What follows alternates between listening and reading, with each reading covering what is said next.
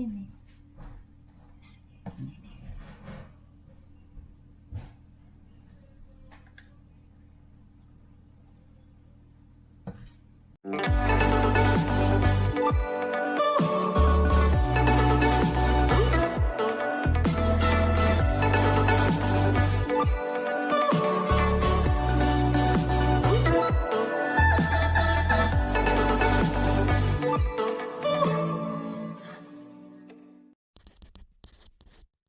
Selamat pagi teman-teman. Hari Minggu ini, pagi hari menuju siang seperti biasa, kita mau makan pagi, tapi karena sudah siang, jadi seperti makan pagi dan siang.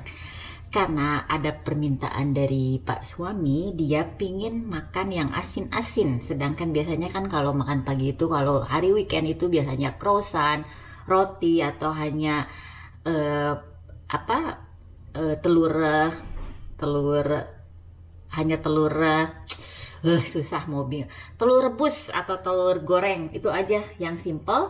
Tapi kali ini kita mau bikin sup courgette. Ini courgette ya, di Belanda namanya courgette, mungkin kalau bahasa Indonesianya saya lihat ini namanya mentimun Jepang atau zucchini ya bahasa Belanda. Cuman pakai ini aja, harusnya ada dua tapi cuman ada satu, jadi saya cuman pakai satu. Terus pakai bawang bombay yang besar satu, tapi karena ini bawang bombaynya kecil jadi saya pakai dua. Terus harusnya pakai satu knoflook bawang putih, saya pakai dua karena pingin ada rasa dan biar agak kenyang ya, karena ininya cuma satu. Saya pakai juga kentang. Bumbunya apa aja? Hanya buyon ini ya, kalau ada yang fresh ya dari rebusan air daging, tapi kita nggak punya, jadi pakai yang blok ya aja. Ini karena satu kurang, jadi pakai yang yang biasa ini ya, Royco, pakai Royco. Terus sama garam, dan jangan lupa pakai bubuk kari. Ini kuncinya ya, jadi rasanya lebih enak dari resep Belanda yang biasa. Ini saya juga dapatnya ada di resep Belanda lainnya. Belanda maksudnya ya, orang-orang sini kan kalau misalkan makan sup itu pasti yang simple-simple, nggak pakai apa-apa. Tapi saya pernah lihat ada yang pakai kari, diajarin pakai bubuk kari, dan ini rasanya enak, simple dan sehat tentunya ya. Semuanya kita potong-potong, terus ditumis sebentar, kemudian dimasukkan air buyon kalau ada, air rebusan daging. Tapi karena nggak ada, saya pakai ini aja buyonnya yang blok. Setelah mendidih dan matang semuanya, tinggal di blender gitu aja. Yuk kita lihat.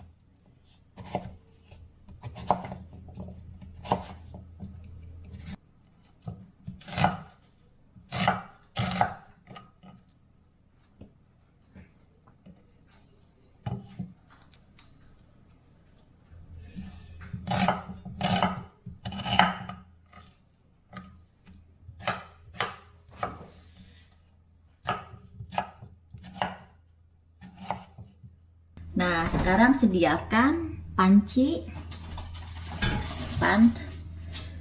kita kasih minyak. Kalau ada minyak olive ya.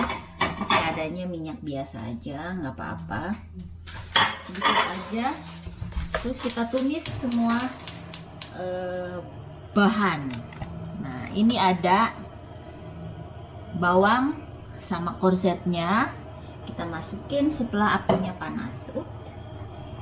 Hehe.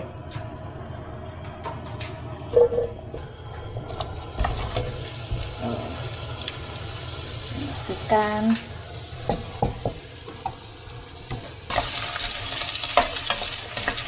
Kita goreng semua.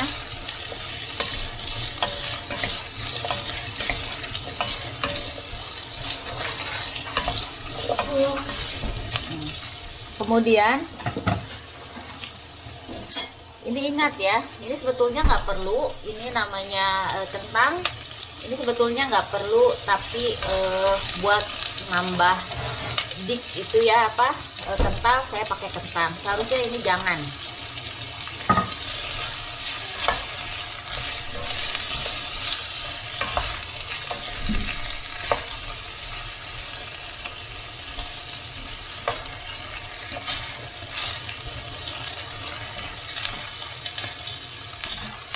Kita tumis 2-3 menit. Kita biarkan seperti ini. 3 menit sudah. Sekarang kita tambahkan 1 liter air.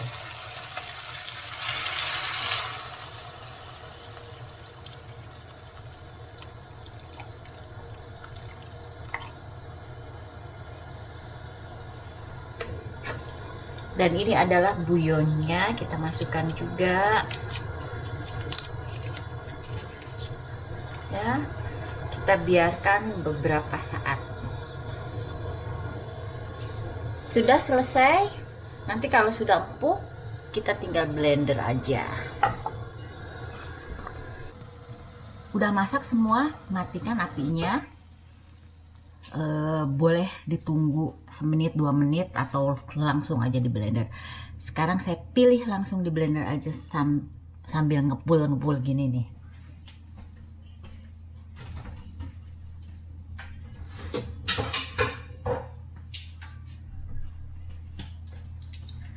Biar praktis, pakai stand mixer saja biasa. Kita mixer pelan-pelan.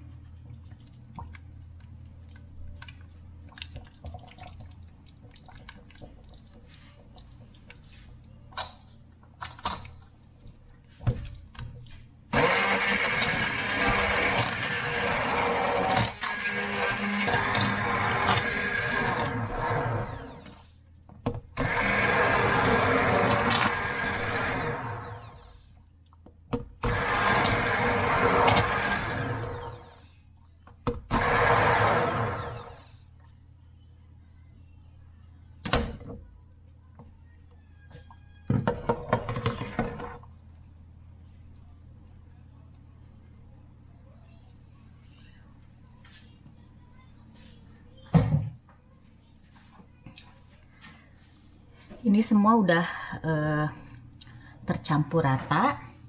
Sekarang kita tambahkan bumbu kari ini sedikit saja.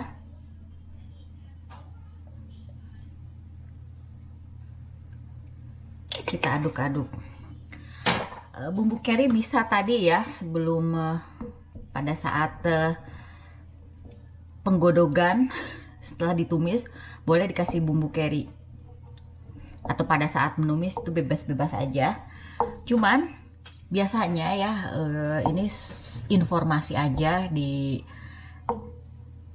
masakan barat atau beberapa kenalan yang saya tahu orang Belanda, mereka itu kalau masak itu tidak terlalu asin gitu, terus kurang rasa kalau menurut saya.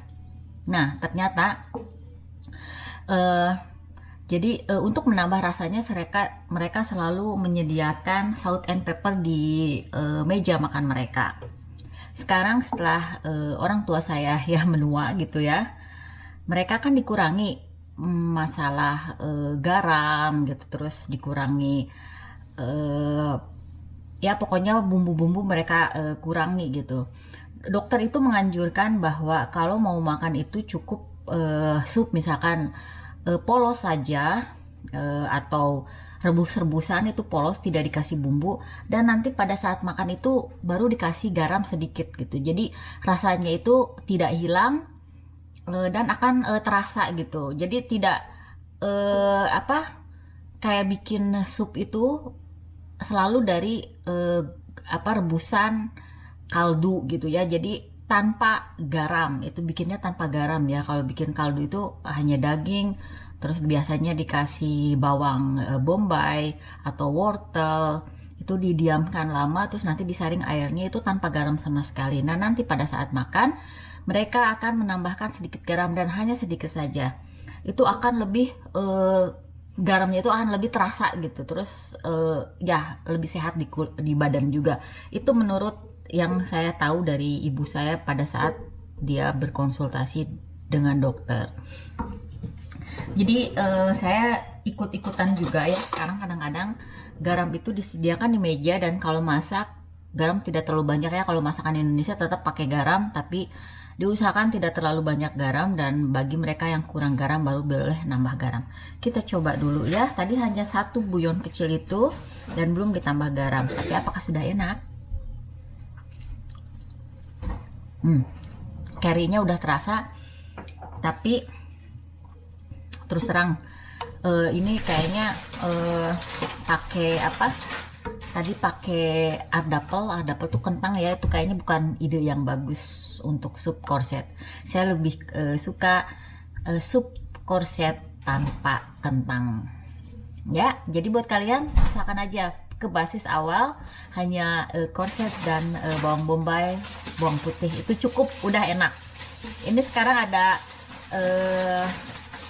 ada kentangnya, jadi kayak sup-sup biasa ya, kayak pumpung sup gitu ya, jadi agak nanti kita makannya pakai selahrum boleh, atau french press ya apa sutsur ya, itulah. Ini nih saya lihat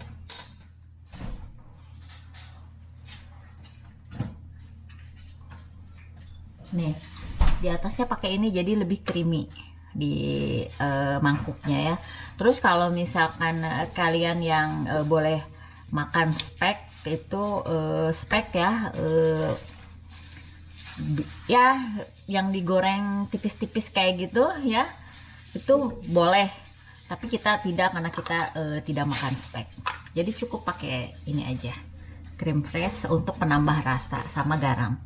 Oke teman-teman, kita coba ya, apakah enak. Kita kasihkan ke Luke karena dia mau sarapan dan belum sarapan.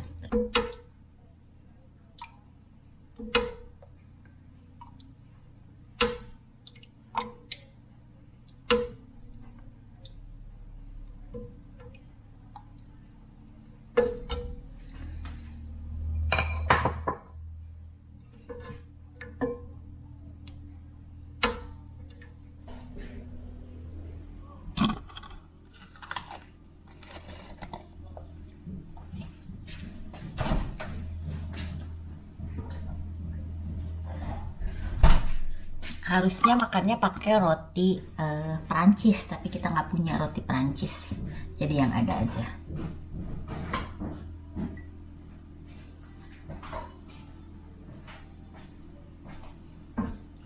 Look, is for real. Yeah.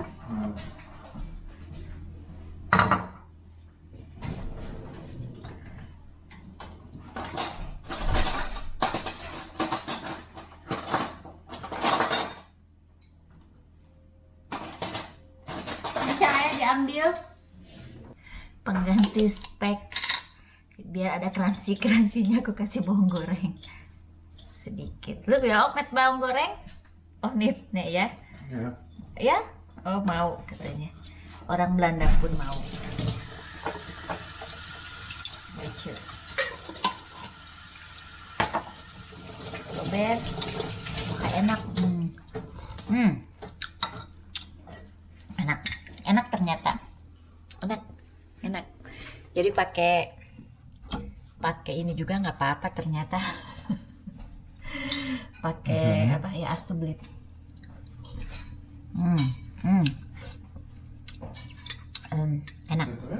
Ya, lekker. Serum. Ya. Wil je dit?